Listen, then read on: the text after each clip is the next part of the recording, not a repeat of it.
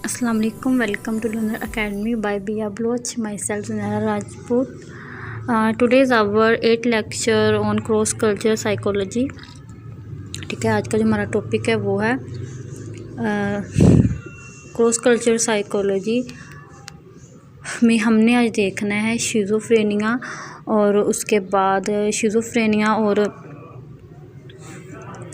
Counselling को देखना है क्रॉस कल्चर साइकोलॉजी में ये किस तरह से वेरी करती है। ठीक है, तो सबसे पहले उसको देखने से पहले मैं आपको यहाँ पे जो सी है शिज़ोफ्रेनिया का बताती जाती हूँ कि शिज़ोफ्रेनिया है क्या। शिज़ोफ्रेनिया एक ऐसा मेंटल डिसऑर्डर, ये बहुत सीवियर किस्म का मेंटल डिसऑर्डर होता है जिसके अंदर इंसान जो होता है, जिस बंदे पे ये इफेक्ट होता है, जिसको ये डायग्नोस हो चुका होता है, उसके अंदर इतनी भी एबिलिटी नहीं होती कि वो अपना कोई भी काम खुद कर सके। उसको डिलूजन हेलुसिनेशंस जो से आती हैं वो डिफरेंट तरह के आना शुरू हो जाते हैं। उनको इसके जो सी सिम्टम्स उसके अंदर क्या होती है कि जो सिम्टम्स नज़र आते हैं वो लॉस ऑफ अटेंशन होता है, मोटिवेशन में कम होती है, लेक ऑफ स्लीप होता है, लेक ऑफ डाइट, मतलब खाना कम खाता है, ये खाता ही नहीं है, बिल्कुल नहीं खाता, अक्सर रोना शुरू कर देता है। उसकी जो सी टाक जो सी कुछ बोलते तो बहुत ज़्यादा बोलता है, वो ऐसे मतलब कि अब बोल रहे होते हैं कि उनकी समझ नहीं आ रही होती कि वो क्या बोल रही हैं, क्या कहना चाह रहे हैं। कुछ जो सा होता है कि मतलब बोलते बिल्कुल नहीं बोलते, बिल्कुल ही चुप हो जाते हैं। ठीक है, तो इसमें क्या सुसाइडल थॉट भी बहुत ज़्यादा जो सी आना शुरू हो जाती है। तो हमारे कल्चर वाइज इसको हर कल्चर में मतलब कि ना इसको अजीब सा किया गया। अगर हम अपनी ऐसे पाकिस्तान में ऐसे इलाकों में चले जाएं जिनके कंसेप्ट ही नहीं है, तो वहाँ पे क्या कहते हैं कि ये पागल हो गया, कि इसके अंदर जिन्नात का या सेब वगैरह का है। तो ऐसा बिल्कुल भी नहीं होता। तो उसको क्या करते हैं कि उसको कभी किसी के पास लेके जा रहे, कोई ट्रीटमेंट करवा रहे हैं, तो उससे जब उसको शिज़ोफ्रेनिया के पेशेंट को जब उसको बिल्कुल भी ट्रीट नहीं किया जा रहा ऐसे कि वो उसकी बीमारी ख़त्म हो, तो कहते हैं वो और सवीर से सवीर जो से होना शुरू हो जाती है। अच्छा, इसमें कुछ थेरेपीज़ हैं जो हम करवाते हैं अपने जो ऐसे पेशेंट्स को जिनको ये होती है, ताकि वो अपनी जो सी उस कंडीशन से बाहर निकले। आर्ट एंड म्यूज़िक थेरेपी होती है, कोग्निटिव बिहेवियर थेरेपी होती है।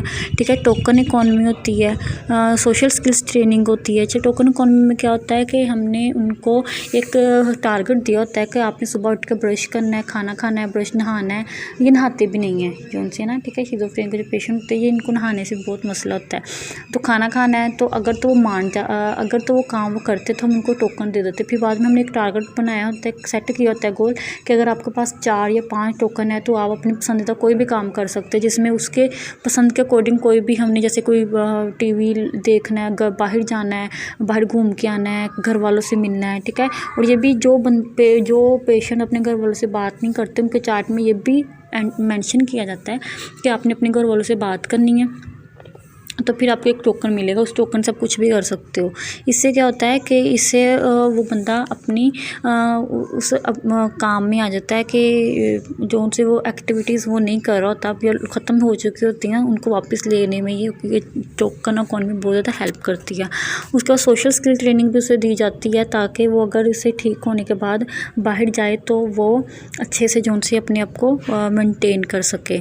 और कुछ मतलब कि शिज़ोफ्रेनिया के केसेस ऐसे थे जिनको मानना ही नहीं जाता था कि ये ठीक हो सकते, इतने सीवियर किस्म के थे। तो ये जो सा था है कि जितने भी रिसर्चर्स या क्लिनिकल्स उन्होंने ये कह दिया कि ये बिल्कुल ठीक नहीं हो सकता। तो ये एक मेन चीज़ थी इस पर रिसर्च करने की कि क्यों ऐसा क्यों है, ये क्यों जो से ठीक नहीं हो सकते। ठीक है, क्योंकि अगर जो सिवियरिटी लेवल पे चल जाता है तो वो ये जो होता है शिज़ोफ्रेनिया का ये पेशेंट मतलब कह लो ख़तरनाक भी होता है, दूसरों के लिए साबित हो सकता है। उसको नहीं पता हो रहा होता कि वो कर क्या रहा है, तो किसी को भी कह लो कि नुकसान पहुंचा सकता है।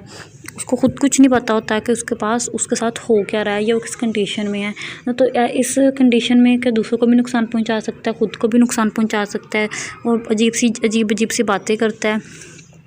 अगर हम काउंसलिंग की तरफ आएँ तो काउंसलिंग क्या है, काउंसलिंग ऐसा प्रोसेस है या ऐसी चीज़ है जिसके अंदर हम जो उनसे काउंसलर होता है वो जो उनसे क्लाइंट है उसकी बातें सुनता है, उसके मसले सुनता है, उसके प्रॉब्लम सॉल्विंग करता है, देन उसको आगे गाइड करता है कि अगर तुम्हारा ये मसला है तुमने ये करना है। इसके अंदर भी बहुत सारी थेरेपीज़ हैं।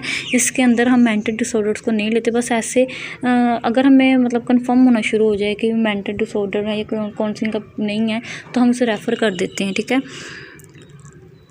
उसके बाद जो से इसमें क्या होता है, इसमें मेन चीज़ होती है काउंसलर की और क्लाइंट के आपस में रैपो बिल्ड। जितनी रैपो बिल्ड उसकी जितनी इसकी अच्छी होगी, आपस में रिलेशन अच्छा होगा क्लाइंट का और उसका, वो इजीली अपनी जो हर बात है उसको बता सकता है इजीली। उनके अंदर जो सा अंडरस्टैंडिंग वाला जो सा रिलेशन होता है वो चल जाता है। उसके बाद फिर ट्रीटमेंट प्लान बनाए जाते हैं उसको, मतलब अगर तो सीवियर मसला है तो काफ़ी सेशन किए जाते हैं, अगर तो मसला जो सा नॉर्मल है तो वीक में एक दफ़ा सेशन 2-3 घंटे का, और ऐसी जगह चूज़ की जाती है जो कि बिल्कुल भी डिस्टर्बेंस क्रिएट ना करे, ठीक है। फिर उनको काउंसलिंग की जाती है और ये यकीन दिलाया जाता है कि आपकी जो सी प्राइवेसी है वो प्राइवेसी ही रहेगी, उसका किसी को इल्म नहीं होगा, ठीक है।